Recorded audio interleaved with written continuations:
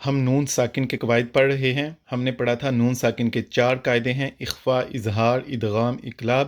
اخفا ہم نے پچھلے سبق میں پڑھا تھا، آج ہم پڑھ رہے ہیں اظہار۔ اظہار کا لغوی معنی ہے ظاہر کرنا۔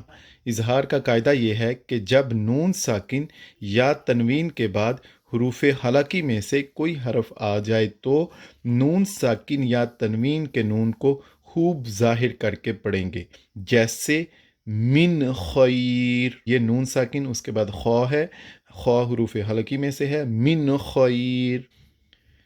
اسی طرح ملاق حسابیہ، تنوین کے بعد ہے ہا، ملاق حسابیہ۔ حروف حلقی 6 ہیں، کون کون سے؟ حمزہ، ہا، عین، ہا، غین، خو۔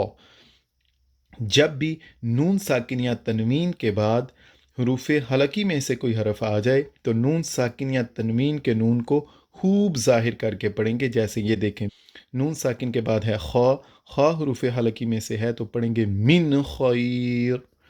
تنوین کے بعد ہے ہا، ہا حروف حلقی میں سے ہے ملاق حسابیہ۔